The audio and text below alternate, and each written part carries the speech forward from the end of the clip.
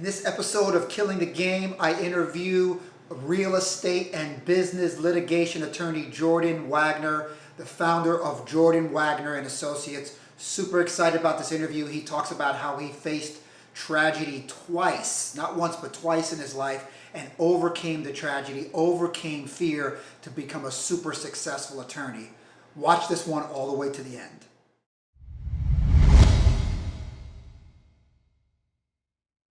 Jordan, let's start from the beginning. Tell us about your childhood growing up. Okay, I grew up down here in South Florida. I went to school down here. I went to college up in University of Central Florida in Orlando. Unfortunately, before college, I had a tragedy in my life. My dad passed away when I was 15. Oh, wow. So that was extremely difficult, but I still made it through high school and ended up at the University of Central Florida.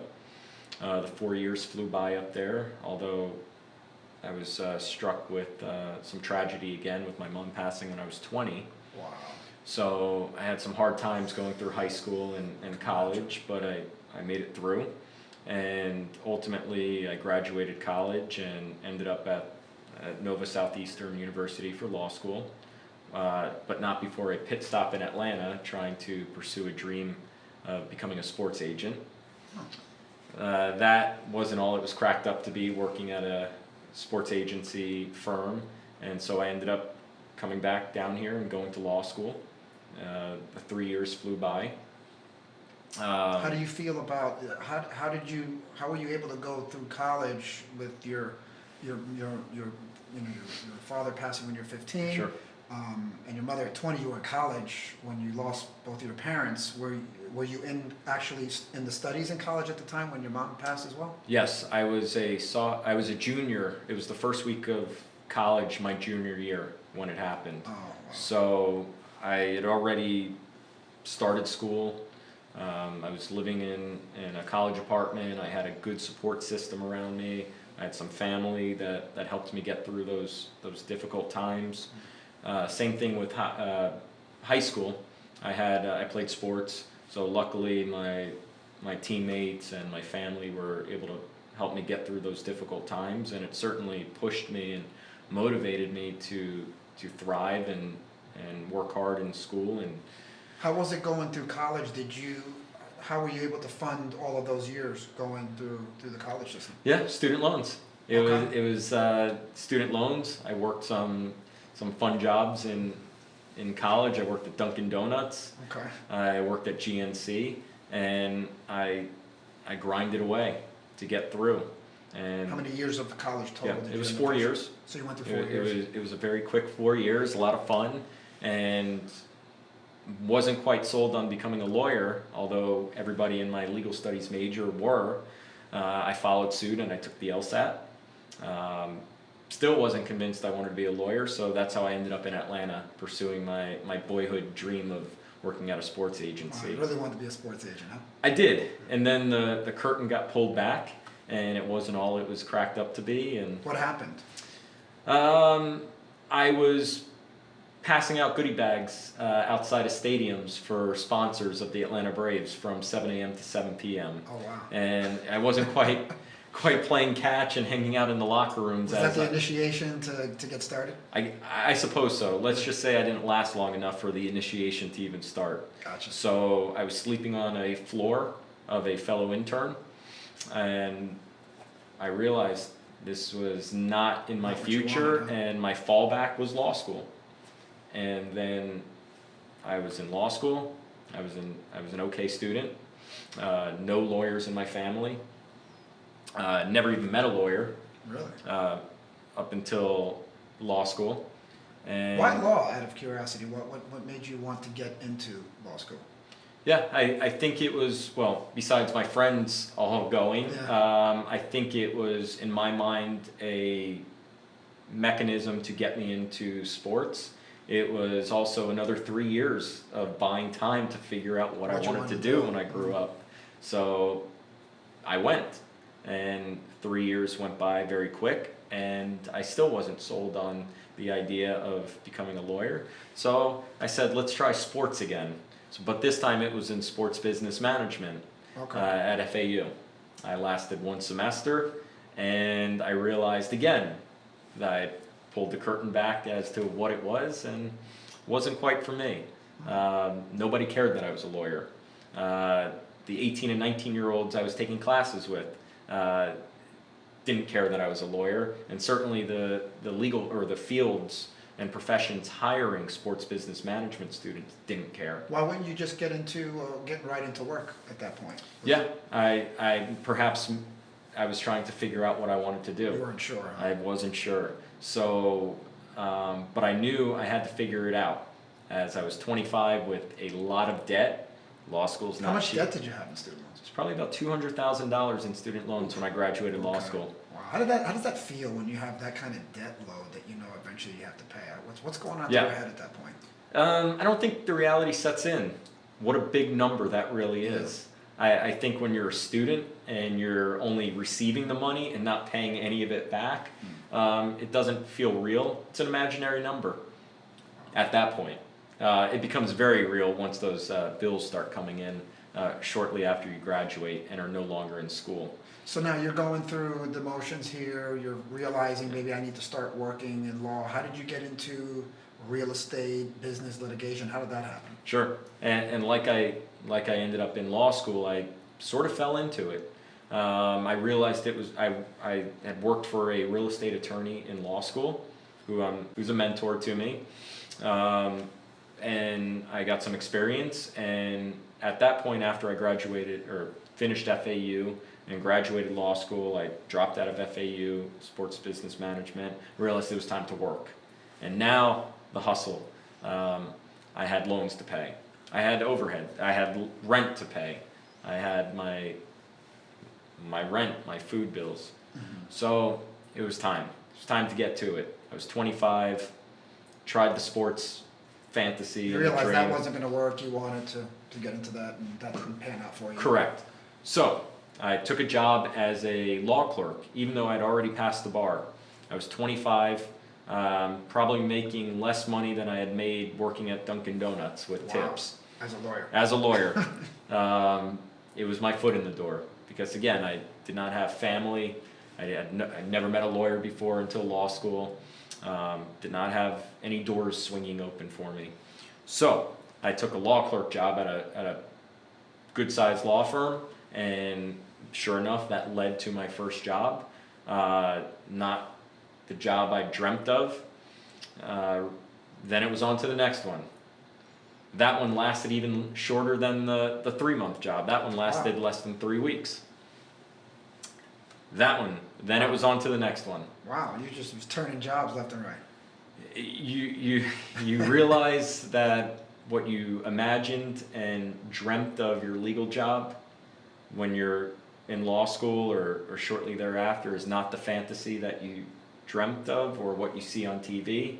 It's tedious, it's long hours, it's low pay, and Were you finding out that you just didn't like what you were getting yourself into, so you were turning yourself over? Were you firing your boss, as they say, you didn't like who you were working with? well, I could proudly say I was never fired, that I always left on my own So volition. you did fire your boss then? Sure, I fired my bosses. Sometimes it was mutual, but it was time to go, and I just wasn't happy. And each job was a stepping stone to the next one. And I started to learn things about myself, what I liked about the profession, what I didn't like. And I started putting into motion certain things in my life that allowed me to veer towards the things I liked, such as going to court, such as dealing with clients, the competitive nature of litigation. I was so young in my career that I could have went down any path, whether it was transactional. I could have picked so many different fields, but I started to lean and go down the path of litigation and working with clients and in the real estate realm. So ultimately, that led me to go out on my own, not before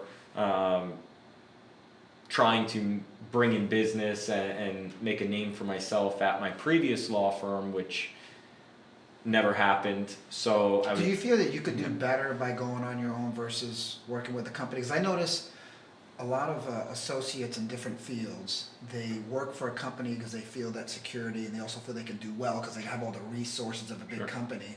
And then there's others that say, you know what, I can do this on my own. I need to get out there and figure this out. Let me take the plunge. Let me take the risk and Yeah. go out there and start my own firm. Yeah. Is that you?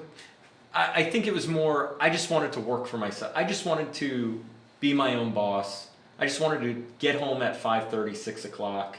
I wasn't worried about money. I just needed to make as much as, nothing wrong with being a teacher. I just needed to make what a teacher salary was at the time to sustain Not a lot to my, ask for. it wasn't a After lot. going to school for all those years. I as was an just attorney. trying to sustain my standard of living, which was pretty much a student's lifestyle. But I was okay with that as long as I was doing it on my own terms. And what happened next was the stars aligned for me to go out on my own. After a fallout with my last firm and taking some clients with me, and the stars aligned. I had some mentors who took a liking to me during the years, who gave me opportunities to start my own practice, and I hit the ground running. Thankfully, I was very fortunate. I wasn't trying to become something. I was just trying to be happy, working for myself. And when you work for yourself, you take pride in everything you do. You care more. It was always working at other firms. I was not a good employee. Although, and it was. I could relate to that. And it was weird because it cuts against my natural instincts to be a hard worker and to take that extra step and be that go-getter. But I was not doing that in my everyday life, working for people. So let's kind of fast forward to now. You were working for a couple of different firms. Yep. You had some major challenges, and we won't have to get into detail now, but we Yep. talked in a prior conversation that you had some really big problems with upper management, and there were some legal issues, and you decided I got to make a move. Yep. They're going to make a move on me. Let me be proactive and make the move. And you made the first move, and Yeah. you decided to step out, go on your own, become an entrepreneur, take that risk, take that plunge. Take me to the beginning of that risk, Sure. that challenge of starting your own firm. Yeah. Well, it felt really natural for me. Really? I think a little bit was ignorance was bliss. Okay. It seemed again. It was. I just needed to make ends meet, and I just wanted to do it for myself. And ignorance was bliss in that I did not know the hurdles and the challenges that lied ahead. Now, sometimes that could be a good thing. It is, Because because you had take I the known, chance right, when there you don't know. there was very little fear. There was absolutely no fear, and that's the problem, that fear holds so many people back from doing these things in life.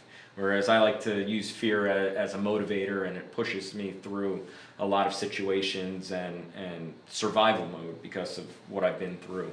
But for this, going out on my own, and it's surprising and shocking to a lot of people that there was no fear. It was, I just needed to do it. I just needed to be happy, and I needed to be free, and I just wanted to get by. Little did I know that the challenges and that I faced were so great, and had I known that I was going to be facing these challenges, perhaps I would not have gone out on my own. But knowing that I went out on my own, failure was never an option. There was no fallbacks. There was no plan B. And a lot of successful people, I think, talk about that, how You talking about when you say no plan B, like you burned the bridges? I burned a You lot of never look bridges. back. There were no bridges to go back on. My resume was destroyed. So you had to make it on your own. Your back was like up against the wall, and you had to figure this out. I had people go out on a limb for me, find me jobs, whereas just weeks or months later, I had quit and walked out on those jobs. No one was going to bat for me. There were no more doors opening for Do you me think that- unless I opened them for myself. Do you think that the challenge with both of your parents passing by the time you were 20, do you think that played a part in this success that you've had, where you've been able to go out on your own and have a successful, business, Sure. your own practice? Yeah, I think not having a safety net, I think the hunger to survive has brought me to where I am today. I think when people have that survival mode, it forces them. It's again, like I say, it's the fear and the survival mode that pushes as a tailwind versus a headwind that holds you back. I didn't know how I was going to pay my loans. There was nobody to cover me if I defaulted. There was no one to cover my rent. There was no safety net. And knowing that there's no safety net, you're forced to push through. You have to punch through. Fortunately, Do you think that got you ready for the punches that you had to take in your business career? it did. It hardened me in a way, in a lot of ways to take some challenges that came on, and you have to have thick skin in this business. There's been some negatives from it that I think there's might have been some empathy that I've had to work on for clients, which is very important because people just want to be heard. People value that more than anything, I think. There's studies out there that doctors that are most likely to be sued for malpractice, it's not the ones who have the best education or the certain practices, taking into consideration numerous factors. It's the doctors who spend the most time with their patients are the least likely ones to get sued. So although I was hardened from some of the things that I'd gone through, and it helped me punch through certain challenges and persevere in situations and have blinders on surviving and making it in my career, it also hardened me in certain ways that I wasn't able to connect with clients as well as I could have. But I think over years I've recognized that, and I've worked on that, and that's allowed me to become a better lawyer and better advocate and better counselor for people by being able to truly understand and listen and feel for what they're going through. And a lot of people just want that. You mentioned, and you've been 10 years in your own practice. Yep. You just got your own office building now, Jordan Wagner, and what's the name of the It's the law offices of Jordan Wagner. law offices of Jordan Wagner in Fort Lauderdale. Correct. You got your own business building now. It's really nice. I came to visit you just the other day. I know we're working on a case. So it was really nice to see you, build that new building. You got 10 years now on your own as an entrepreneur, right? 10 years, yep. What are some of the things that you would say? We talked earlier, and you mentioned that you had these three keys to your success in the path that you've had over the last, now 12 years as an attorney. What can you share with us? Right. Number one is what I touched on just a second ago is compassion or empathy for your clients. People want to be heard. A lot of times people call me in bad situations. I don't get too many calls where people are in good situations. Yeah. It's usually something happened. And a lot of times there's no great solution. It's unfortunate. I don't have a magic wand. I can't make people's problems go away. So sometimes the best value I can provide is by being a good listener, by understanding what they're going through. And a lot of times they just want somebody to go to bat for them or to listen and be able to explain to them what their options are or what they could have done differently and prevent it in the future. But they need somebody to listen to them. So I think for people to become successful in any profession, and especially being a lawyer where a lot of attorneys are stiff, are flat with their clients. Yeah, in this industry, you get in this industry, I think it's important to really listen and have a connection with your clients, and they just want somebody who cares and who's going to go to bat for them. So that's one. First. What's the second thing? Second is obviously hard work. It's a vague term. Everyone says hard work, but I don't think. Define hard work. Okay. For you. It's a vague. What does that term. look like for you? For hard work, what hard work looks like to me is, for anybody, in my eyes, it's somebody who's going to continue to push and punch through situations that seem too difficult or uncomfortable. It's about going to work on a weeknight when your friends are out. It's about going to work on a weekend, on a beautiful Saturday afternoon where it's sunny and 70, and you being in the office. Your friends are calling you, hey, we got a party, come on out. I know you're single, right. so you have to have, somewhat of a life outside of just work at some point, right? Yeah. But I know that can be difficult. Right, so you can work a lot. That doesn't mean you're working hard. Okay, and although working smart is also important, I think the hard work of really where you feel it, where it's uncomfortable. Now, we're not in physical intensive jobs, but sometimes it does feel physically draining because of all the emotion and brain power that's being put into these cases and files that we're working on. So it's really hard work where you don't want to go. I think hard work is one. one of those things that could be a cliche. We're always saying, put in the work, Right. work. But I think whenever I interview a successful entrepreneur, they always have a hard work ethic. They're always putting in hours, putting in time, making sacrifices, constant sacrifice, not going on vacations, not going out during the weekend. Sometimes they can't spend time with family that they would want to spend because they have to make that sacrifice and put in that hard work to get that client, that client's case closed or get that real estate deal funded and closed. There's time that needs to be put into it. So and there's no shortcuts. You have to put the time in, and you have to believe that what you're doing is going to pay off. And nothing bad happens when you go to work every day. It's when you go and put in the time and you put in the hard time is when you start to see results manifest themselves. And there was one thing, and I'll share with you the third thing that Yeah. I believe that we had talked about in a prior conversation. You talked about the importance of the mentors that you've had and the people that you've surrounded Sure. yourself around. So I always talk about proximity Mhm. and the people that you keep in your proximity, the Sure. importance of those people. Tell us a little bit about that. I've been very fortunate to have a great network of people around me. I think that's for anybody, any career, and especially lawyers, is to have that good network of mentors, colleagues, friends around you, because they're going to be there for you. And it's so important that you can turn to them in difficult situations, and having that group of people around you to mentor you, to guide you.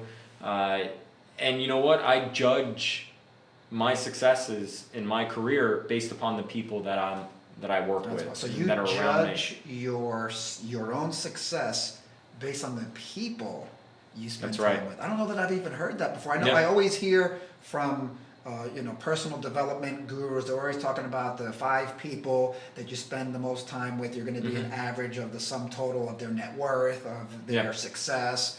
But I've never heard it said in that way, and I think that's interesting. That makes the whole idea or the concept of proximity and those people that you Yeah. spend time with even more valuable when you say it in that way. Right. So I can't value my success by numbers or wins or losses. Even though you've had a lot of wins, thousands. Yes, thank you. I've had a lot of cases, a lot of experience. You've represented we talked about you've done thousands of cases, and you're only 37, so you've been in this game 12 years. Yep. You've had thousands of cases that you've worked on. You've represented celebrities, athletes. You've represented me on a few cases, and you've got a really good reputation. You've done really well for yourself. I pride myself on that.